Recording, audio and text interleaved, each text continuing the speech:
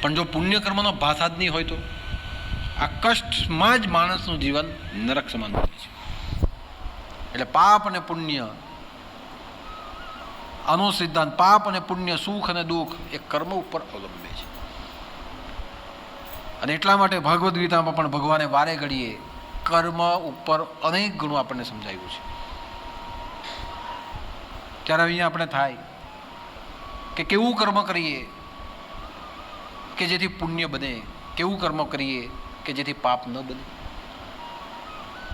તો એવું કહેવાયું છે, એવું કર્મ કરો કે જે કર્મમાં તમારો કોઈ ફાયદો ન હોય, તમારો કોઈ સ્વાર્થ ન હોય, તમારો પોતાનો સ્વાર્થ ન હોય એવું તમે કોઈ પણ કર્મ કરો તો એ કર્મ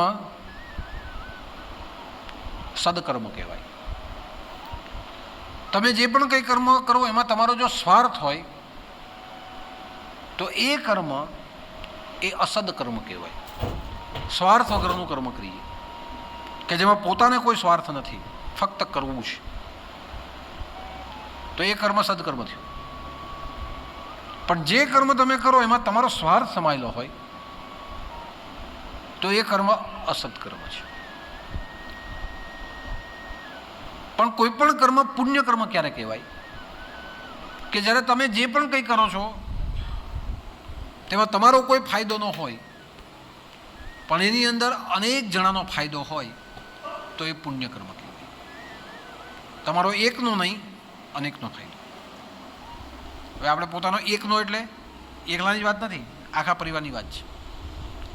તો એવું કીધું કે એકનો ફાયદો ન હોય એટલે આપણે એકનો છોડી દઈએ પણ ઘરના બીજાનો તો થઈ જાય, એવું નહીં. પોતાનો એક એટલે પોતાને લાગતા વળગતા જેટલો હોય, આપણા પરિવારનો કોઈ સ્વાર્થ ન હોય અને તમે જે પણ કંઈ કરો એ પુણ્યકર્મ, એ સદકર્મ.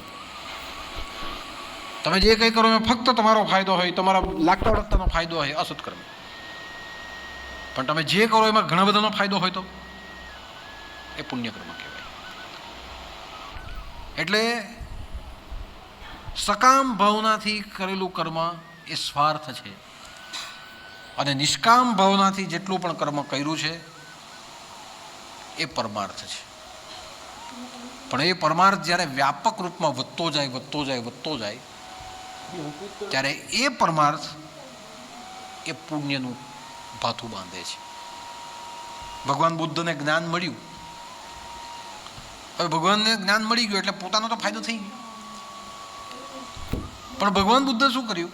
જે મળ્યું એ એકને જ નથી આપ્યું, અનેકને આપવાનું ચાલુ કરી દીધું. ગામડે ગામડે ભગવાન બુદ્ધ ફરવા માંડ્યા. આ ગામમાં જાય ત્યાં જ્ઞાન આપે, પેલા ગામમાં જાય ત્યાં જ્ઞાન આપે. દરેક જગ્યા પર પોતાનું જ્ઞાન, પોતાની સાધના, પોતાના સિદ્ધાંત, પોતાની તપશ્ચર્યા લોકોને કહેવા માંડ્યા.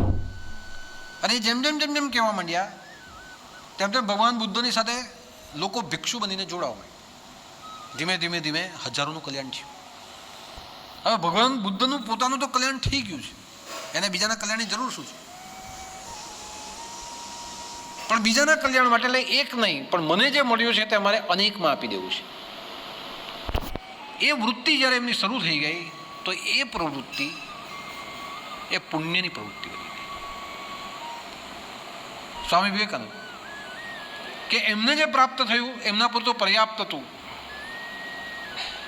એમણે આખા વિશ્વમાં ભ્રમણ કરવાની કોઈ જરૂર નથી, પણ જે મળ્યું તે બીજાને આપવાની શરૂઆત કરી.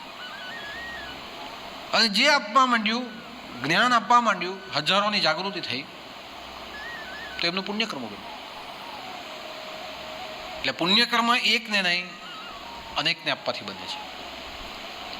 સદકર્મ બને, કોઈક એકનું ભલું થઈ જાય તો સત્કર્મ થયું, પણ અનેકને આપવું એ પુણ્યકર્મ છે. જય જય મચ્છેન્દ્ર સમાર. એટલે પુણ્યકર્મને યજ્ઞ કહેવામાં આવ્યું કે આ યજ્ઞ એવો છે કે જેમાં બધાનું ભલું થાય. તમે જેને નથી ઓળખતા તેનું પણ એમાં ભલું થાય.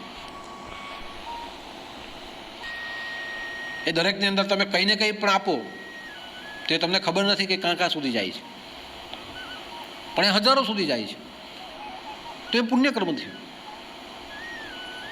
કે સંક્રાંતની અંદર પતંગ અને ફિરકી ડાંગના છોકરાઓમાં ગઈને વેચ્યા. ઘણા બધા, કોઈ 5 આપ્યા, કોઈ 10 રૂપિયા આપ્યા. હવે એ જે તમે વેચ્યા છે તમને ખબર છે કયા છોકરાએ લીધા છે, પણ તમે જ્યારે ફોટા જુઓ તો તમને ખબર પડશે કે એ બધું એવા સુધી પહોંચ્યું છે કે જેની પાસે આ બધું કંઈ છે જ. અને એમણે જ્યારે વાપર્યું, એનો જ્યારે ઉપયોગ થયો, એમના મનને જ્યારે શાંતિ મળી, ત્યારે સમજો કે તમારું પુણ્યકર્મ નોંધાયું. તે દરેક ધામની અંદર જે સેવાના પ્રકલ્પો ચાલે, એ તમામ સેવાના પ્રકલ્પો અંતે પુણ્યમાં પરિવર્તિત થઈ જાય છે. અહીંયા ભંડારો તમે એક કરાવી લીધો, હજારો લોકો જમી ગયા છે. નહીં કામ કર. તમે જેને નથી ઓળખતા તે પણ જમ્યા છે, અહીંયા પણ જમ્યા છે, રસ્તા ઉપર જમ્યા છે, ક્યાં ક્યાં સુધી પહોંચી ગયું છે. તો આ શું થયું? કે આ પુણ્યકર્મ થયું. હા, પછી તમે એમ કે હું લગ્નમાં 1000 માણસને જમાડ્યા, પુણ્ય મળ્યું, તો એ નહીં મળ્યું પછી. કારણ કે લગ્નમાં તમે એને જ જમાડો છો જેના તમારી સાથે સ્વાર્થના સંબંધ, તમારા સગા, કે એને તો બોલાવવા જ પડે, આને તો બોલાવવા જ પડે, પેલાને આમ નહીં કરો તો નહીં ચાલે, પેલાને આમ, બધા સ્વાર્થના, તમારા ઓળખાણવાળા, તમારા સ્વાર્થના. એટલે કોઈ દિવસ લગ્નનું જમાડેલું હોય એને પુણ્ય તરીકે નથી જોવાતું.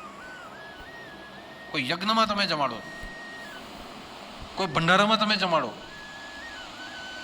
અને એવા નહીં જમાડો કે જેની સાથે તમારી કોઈ ઓળખાણ પણ નથી, અને એવા સુધી એ પહોંચી જાય કે જે તમને ત્યાંથી પુણ્ય લાવીને આપે છે. એ પુણ્ય કર્મ.